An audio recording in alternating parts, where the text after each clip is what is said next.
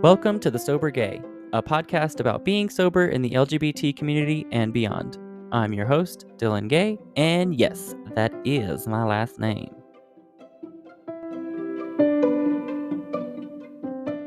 Hello, Maurice. Hi, Thank you for being here today. of course. Okay, so I'm just going to jump right in. I want to know, how long have you been sober? 2 years and 2 months. 2 years, 2 months. That's almost like Aubrey. So you got sober in like November of July of July July of 19. July Oh, okay. 22nd of 2019. Was it one of those things where it was like a rock bottom sort of thing, or were you kind of like already I'd call it sober a rock curious? middle. Rock metal. I like Yeah, that. because so many worse things had happened to me along the way, and so many more reasons in which to choose to go sober. And of course, there was a desire to go sober, but never the strong, sober rock middle moment that I got to have that allowed me to make the choice. Right, Mhm. right. So, when you hit your rock middle, did you have previous times where you felt like that was probably a really rock bottom dark moment? At least like 8 or 9 that I Yeah, could recall vividly right now. But right. yeah, absolutely. What helped you to get sober? It was honestly a conviction. I just felt that the challenge that I went through was hard enough, challenging enough, and also didn't destroy my life in a way that I was in a very safe container and bubble to make the choice. So it's really the only thing I can explain. Like I felt conviction in that moment that was free of any judgment Right. or doubt. It was just this time there is literally no me writing in a journal. Oh, I hope I can get sober. Oh, I talked to my friends. Oh, I wish I could get like I just said the words and Mm, I went to AA literally the very next day after making the choice. wow. So starting AA, doing 90 meetings in 90 days, and then I've moved on from that program. But um, going to meetings every single day for those 90 days definitely helped. Just because it helped me reinforce the convictional choice that I made to go sober. But really, I just when I'm a Leo, like when I make my mind up, my mind is made up, and there is no Yes. changing my mind whatsoever. So Right. I'm a Leo moon, so it's like, you get it. yeah, I totally get it. I'm a Pisces sun, Leo moon. So they always say I'm like caring, but like and passionate, but like in your face about it. Yeah. So it's so I was like, oh, that's why I probably have a show that helps people. Yeah. Like, that's really cool though. So you were a partier, obviously then. Yeah. So were you like I started drinking a lot in like when I was like 17, 18, just to kind of like bridge the gap between, teenage years and adulthood. I just kind of made it one big party. And I think as queer people, we tend to do that because we we just always want to be the life of the party. We always want to be keep going and keep going. And we notice all of our friends and all of our straights going to school and being serious. And we're just like, Yeah. go, go, go. You know what I mean? Um, yeah, I don't know where I was going with I that. was always a partier. I started drinking pretty regularly in my early teen years and doing hardcore drugs. As an entertainer, I was Mm. performing in gay nightclubs by the time I was 15. Oh my Yeah, gosh. I mean, I grew up in Florida, Right. Oh, Tampa or yeah. Trampa, as we say. We have a lot of listeners And, in Tampa. and it's a place of debaucherous behavior.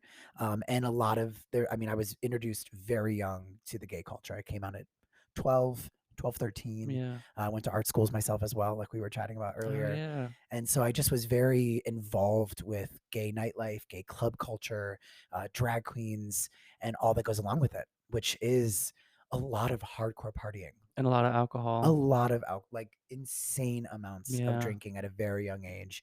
My family was heavy drinkers, not really my parents, but like my extended family, my aunts, my uncles.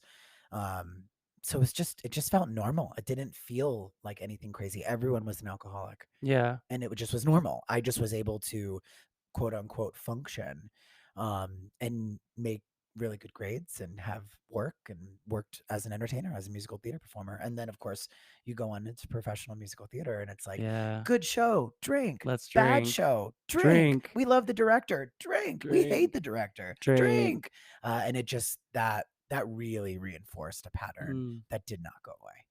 Yeah, that's vicious. And then music festivals, of course, Mm. working in music festival culture and being hired, being paid to be the life of the party. Mm. I was a endless dumpster of substances.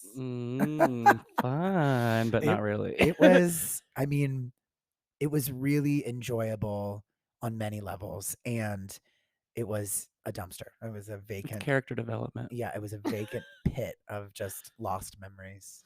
Yeah, I was heavy into the drugs myself. Mhm. We must have just been the lives of our parties wherever we were. Everywhere. A dumpster. I like that. So you got sober 2 years ago. So you use yoga a lot. I Yeah. know that. Is Uh-huh. that something that helped you get to that point? Or is it something like were you getting more inside of yourself and realizing like, oh, there's some shit No. in here? No, no, no. No? I mean, I was teaching for about 10 years and taking yoga prior to this moment. I was actually on a retreat as the lead yoga and party instructor. Like that Mm. was my job, Oh to lead wow. this group of 60 people on a yoga facilitation, Oh wow. and then also throughout the day and the night then be the party person. That's a weird mixture, honestly. It's, I mean, yes, it really was a weird mixture. And I'm perfect for that job. Yeah. And so the way that I always explained it was I was able to speak both languages: spirituality, consciousness, yoga, self study, and Mm. be able to also explore myself free of, in what I thought was confines or boundaries of, no, I'm a yogi, but I get to live my life. I'm a yogi, but I still play hard. Rock on, let's go have a good time. Yeah. That was kind of like the mindset, and I still have a lot of those beliefs. However, it wasn't necessarily yoga that got me to that point, but yoga, or at least the mindsets of yoga, Mm. helped me when AA was there, for example. I didn't necessarily vibe with the Bible, but everything they talked about was directly related to yogic concepts. I mean, the Bible itself is a scripture and text built on old mindsets and philosophies of Mhm. yogic script and texture, which Hinduism came before Catholicism. So to me, everything that was talked about inside of the rooms, I was like, oh, yeah, I can use that. And I used my own meditational practices and self discovery practices. In yoga, it's called svadhyaya, or self study. And so it did help, but I don't know what helped me get sober. You I did. really Like just made a decision, and I had wanted to make that decision hundreds of times before, mhm. and this time I just made it and I believed it and I just didn't stop believing it. Yeah, I That's it. get that. It was like I can relate to that because I feel like for a long time I was lying to myself so much about sobriety, and I would just keep drinking, and I would say, one day I'm gonna stop, one day, or I need to stop, I should stop, Yeah. and then it just took that one day, like, like I remember the night before I quit drinking, I like, just made myself drink with no music on, no nothing. I literally was like, "Okay, if we're gonna drink tonight," because I was so sober curious that I was, like, right on the edge there, and I was like, "You're gonna drink, and you're not gonna turn on any music. You're not gonna have any fun. I want you to sit here and drink." So I sat there, and I drank a bottle of wine in silence. Oh. Yeah. Talk about the demons coming out. When we drink, we suppress so much with just music, do this, do that. Yeah. But like if you just sit with those drunk thoughts that come up, torture. Yeah. It was torture. It's called spirits for a reason. Yeah, it was yeah, and that was like my guides were just like, "Oh, he's about to quit," because they were probably like, Yeah. "Oh," they were like, "Oh, he's about to quit drinking. Oh my god, I can't wait. Tonight's the night." And I was just like crying my eyes out, like, "What's the future hold?" Like, you know what I mean? Like complete mess. Like, can you relate to that in any way? Were you a mess when you stopped drinking, or was it kind of like a Absolutely. freedom? Well, when I stopped, when I went through like uh a period, I think, of reformation of my Mm, insides yeah. and like my brain and everything. Like there was just withdrawal without it being withdrawal in a Mhm. way. I was coming back from Cuba, so I actually got giardia, which is like from drinking the water. Yes. So, and I wanted to say that it was all that, but I know it was also the alcohol and the drugs and the lining of my actual self, Right. just like cleansing. But I mean, I was free, I was happy, for sure, but I was definitely purging Mhm. quite a lot of myself. And up till that moment, I think the key word I settle with is the word depression. I Mm. was so depressed Mm. without really absorbing it. I just, I would drink, I would pile more alcohol on just to numb whatever was there, which I didn't even know anything was there. I think honestly it was just natural life, and then you drink on top of it and it feels more exacerbated. Yeah. Because the main thing that I walk with today is just normal. Days are just normal. Mhm. Life is normal. Like, it's pretty neutral. It's not crazy wild. It's boring at times, and I'm really okay with that word. Yeah. Like, that word and I have a new relationship. And so, was I a mess? Absolutely. Yeah. Did I feel like a mess? 100%. Um, it took it. I don't know that it took me a long time to regain a lot of composure, but for a little while, I was out of it. I mean, the trip that I was on in Cuba, I was Mm. like, second step, like, something greater than myself will help lead me back to sanity. Like, Mm. I felt insane Mm. while I was in Cuba. The choices I was making, the conversations I was having, I can barely remember certain things. I was Mm. so drunk from the day I left until I came back. Like, Wow. very, very, very, probably the drunkest I've ever been. And that was, like, right at the end of It was your drinking right career. at the end. And then 2 weeks before that, I was on a beach in Venice for 4th of July, just absolutely annihilated. Wow. And so it got worse and worse and worse. And what's crazy is that year I had taken a break. I took a 3-month sober, curious, needed break from alcohol, and I went and worked a gig in that March, and it was just there. All the drugs, all the everything Mm. was there. So I just jumped right back in, and then it was as if it was really bad from Mm. March to July, and then boom, done. Boom. Thank God, Yeah. literally, thank God. I noticed, like, right when I first got sober, I was like I feel like when you're similar to me in the sense of, like, when we drank, it was, like, almost even though we drank, because I drank alone a lot too, it was almost like every day had to have an occasion or every day had to have a party, so I like that you said, like, it's fun to almost be boring Yeah. sometimes, because Hmm. like, it's not every day is a big event anymore, which I think back then I used to do in my head a lot. That's when you said that, it really make me like, "Oh, interesting." Um, Yeah, I actually learned that from a character that Philip Seymour Hoffman plays in a movie with Joaquin Phoenix, and the name always eludes me. But hmm, it's a movie about sobriety. It's set in the '70s. He gets in a terrible car accident, and I think it's he could get farther if he had legs. I always mess that up because it's such a weird title anyway. But Philip Seymour Hoffman's character in a group explains that concept, and I watched that on my first day of sobriety, Oh, very first wow. day. A person in my AA meeting that morning at 7:15 in Hollywood, AM, fucking recommended to me. I'm sorry, I cussed. That's okay. Oh, he recommended that movie, and I was like, great. I would literally take any advice that I could in the beginning of sobriety. But he mentioned that word boring, and it stuck with me. And Mm, every day I celebrate when it's boring. I'm like, great, I'm just gonna nap. I love that, Same. honestly, celebrate Very. the He was playing a mundane. gay character too. Oh. Very, very gay. It was fabulous. How do you feel about straight people playing gay characters? I love it. You do? Yeah, I Interesting. love it. I mean, I'm a bitter Betty.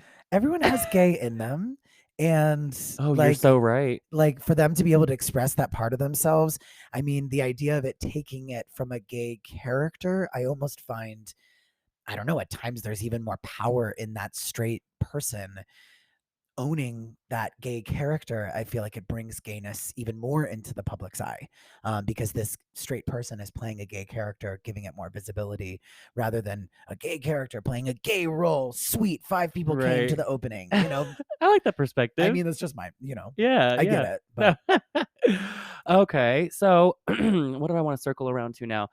You're a very interesting person, honestly. thank you. So you do a lot of I things. do like literally on my tombstone, it'll be my resume. Yeah. Like, Because 'Cause I'm like, "Okay, you do the yoga. uh huh. Okay, what else are you venturing into?" I always call myself a master of ceremonies. That's just the best way to explain what I do. I host anything that requires a person to stand in front of a crowd. Yes. Anything. Fashion shows, cruise ship parties, kids' birthdays, Literally anything. You are the MC. Yeah, like mainly, of course, yoga, spirituality, consciousness, drag, gay, anything. That's just a skill set.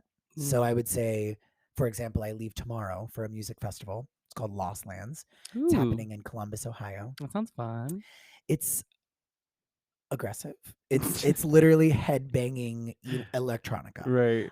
And I go there as an MC to host a stage that's all devoted to healing and discovery of self. Oh, I So love it's that. headbanger yoga and primal meditation and prehistoric breath work. The whole theme of the festival Oh. is dinosaurs. This is actually my first festival since COVID. So that's one job. I also work at Honey Elixir Bar, which is a bar, but it also has a lot of potions, which are non-alcoholic cocktails. So Ooh. that's really fun. I do that a couple nights a week, and I would never choose to go back in to work at a bar. I think unless it had this The concept. sober Yeah, option. I mean it's Yeah. my best friend's bar, so it's honestly I get to be with her a lot. Yeah. And the faces that light up when I tell them, because I can see that in their eyes. Like they're coming here because they've either heard that we have non-alcoholic cocktails, or they're there with a friend, and they don't drink, but they didn't know that we didn't have, or that we do have non-alcoholic cocktails. And I always say, this is our most popular. It's a margarita. This is our this. I personally don't drink, so I do the potions, and their faces just light up, and they're like, "You don't drink?" And they're Yes. like, "I'm not alone." And it's like, it's one of the Oh. coolest concepts ever because I get to serve the masses. I get to serve Yeah. everyone. I Yeah. don't have to make someone feel bad for drinking in front of their friend who doesn't drink. I get to make them feel comfortable and welcome. And then I also get to provide a service for someone who is sober and Yeah. provide them with a potion. That's It's wonderful. incredible. Not going to lie. Honestly, as I bartended for long, long, long, long Same. time, and it's just like I tried to get back into excuse me. I tried to get back into it in I think it was like December-ish. I started working at a little place downtown, and I just couldn't do it. I couldn't No, be around it. no. It wasn't for I was like, "Okay, I've been sober for over a year. Why can't I do this?" Like, and I just couldn't do it. I don't know. I I just would say 90% of sober people would say working in a bar is either A, dangerous, or B, uncomfortable, or C, just like not really smart. yeah. But as I said before, like there is not 1 ounce of me that wants any sips or tastes of those Yeah. alcohols. And it's based around my early on success with sobriety. There wasn't this like that's honestly why I stopped going to AA meetings, because it was so much heaviness around Mm. each person really wanting another drink. And that I understand. I Yeah. get it. Yeah. That's so, real and valid. And I didn't struggle with that. So consistently hearing those point of views wasn't furthering my success in sobriety. Right. Personally, like being around all the alcohol and all the drunk fucking people, I'm like, thank you so much. That was my Yeah. sober pill of the day. Thanks Yeah. for keeping me sober. Yeah. You want another one though? Yeah, cool. Tip me. See you tomorrow. And yeah, I really do. I think it's hard for a lot of people to even think of working in a bar. So Yeah. I get it. I don't think it was hard for me because I was, like, craving it or wanting it. I just Being around honestly, it. I Yeah. was pissed. I was Yeah. like, I don't know, I was looking at people and I'm like, "You want another beer?" Yeah. Like, Yeah. "You've already had one. It's not enough." Like Well, and like to me, it's like I would have never gotten sober until I hit my rock middle. So like Yeah. if you want to have another 5 cocktails, like sucks. I Yeah. get it. And come back when you're ready to have a potion. Yeah. It's Oh, I like like I'm that. gonna offer it, and I'm gonna be an example of it because their eyes, the ones that are then drinking and drunk, I mean, their eyes look at me like, "Can I buy you a shot?" I was like, "Oh, I don't drink." They're Mhm. like, "You don't drink?" But like, what? What do you do with your life? And I get to spew all of these amazing things, and they're just like, "What?" So I'm making impacts in people's lives, Mm. literally, by Yeah. just being sober inside of an environment. I always say I'm with muggles. Like, Mm. I'm kind of like a little witch Yeah. in with the normalcy of the world who is Right. just drinking, and I'm sparking their interest by just showing up. So you're a spiritual person. I sometimes I have this theory in my head of like alcohol is almost like a dark entity because you can literally see people's eyes change. You can Yeah. literally see their demeanor start to slowly change. You could just see everything about their aura, their essence hmm changes. Well, so alcohol directly relates to a concept called samskara, and scar, like the word scar itself, uh, is on the brain. And so habits create samskaras, grooves in the mind. And so when people fall into those habitual patterns and grooves with alcohol, especially and addiction, they sink. So it's like in alcoholism, it's called wet brain. Like when you're so drunk, your brain is like sloshing Like around, mush. wet brain. Wet And so brain. you're literally sinking into a part of your brain. It's like a vice grip. And so the reason the eyes are involved, the reason the speech is involved, the reason auditory is involved is because your brain literally sinks down into this ditch. And learning to reprogram these samskaras, spiritual mental grooves in the body, that's one of the ways to clear addiction, is lifting the samskara. So lifting the ditch, lifting the groove, getting out of the like ditch itself of addiction. And then the other part that it deals with is the second chakra, which this is where addiction exists, the color orange, like your shirt. Yeah, I love orange. So do I, which is, I'm gay, which is sex, second chakra. I'm creative, sex, second chakra. I have addictions, second chakra. The color Wow. orange, second chakra. Ooh. So all of those things relate. And so the element here is water. And so when your addictions are literally taking you over, it's almost like you're flooded. So again, wet brain, Mm. and then your whole body's flooded. Mm. So no matter what, it's like you're sloshing around and you Yeah. disappear. You're like out on the fucking sea of drunkenness. And it's the main word spirit is always what I relate. That's what we're seeing. Yeah. We're seeing spirits. Yeah. Like we're seeing this like doorway of spirits to travel through, and like negativity. I mean, people get gnarly, Mm. mean, Yeah. all right, mean. And that's probably not them. Yeah. It really is like a version of their spiritual self opening up and bad stuff coming in. It's I another reason think not to drink. yeah, exactly. I think back to all the, like, horrible things I used to do, people would tell me about that I had no recollection of, you Yeah. know what I mean? Like, Yeah. my friends told me about this one time they picked me up, from a brunch, and they were like, "Yeah, the whole ride home, you were, like, hitting the back of our seats Right. because we wouldn't stop and get another bottle of wine for you." Right. And I'm like, "What do you mean I was hitting the back of your seat?" They were like, "You were, like, punching the car seat, like, the chair, but from the back seat." And I'm like, it just, like, things like that when I would hear that, and you kinda go into that dark moment of like, "Oh my god, whew, I can't believe I did that," but Yeah. I'll still drink because Right. I'll be able to, like, moderate it or anything, and I tried the moderation thing, it's bullshit. It's bullshit. I would have 2 glasses of wine, and be like, "Oh, I'm fine," and then I would always just keep going. Yeah. There was no way for me to control it whatsoever, Yeah. and I try to tell people that when they're like, "Well, why didn't you just, like, moderate yourself, or you could probably drink at your wedding or something." Like, I can't drink. Yeah. I can't. I don't know how. It wasn't I was never taught how to do it. I was When I like, just no longer want to. "I don't want to." Yeah. Yeah, I don't want It's to. just that simple. I feel the liberation and the freedom, and like you said earlier, I don't have any desire to drink. I Mhm. don't see people drinking and go like, "Oh god, that would be so good." You Yeah. know what I mean? I'm not at that point anymore. There was a time in the beginning of the sobriety, I was at that point, and now it's just like, "No, no, no, no." Karen Walker's the only person who actually made me want to drink from Will and Grace. And it was really crazy because I was rewatching it and I was like, damn, Karen. She's always drinking those martinis Oh and my she just god. she just loves alcohol. And it was one of the first times in sobriety that I was watching something and I was like, weird. Like she actually made me like it for a second. Like I don't want to, but watching Karen Walker, I was like, oh my God. It's actually where I got my drag name, which is Anastasia, Oh, I from like her Anastasia Anastasia Beaverhausen. Beaverhausen.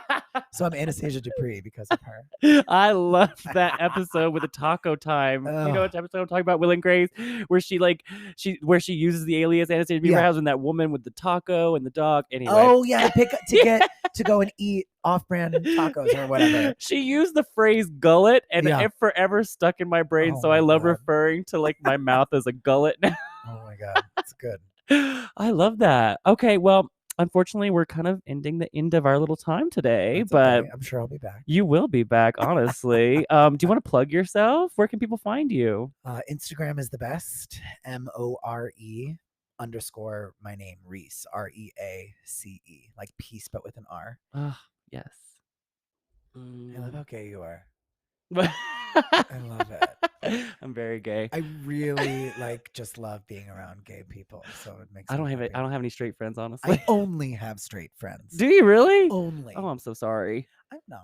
I mean, just like gay people having or straight people having gay roles, it's just Yeah. I like being in the people, so to speak, but when I get around gay people, I just laugh and like I just love it. Oh, well, that's good. Well, you're gonna be back, so Yeah, I really enjoyed having you. thank you.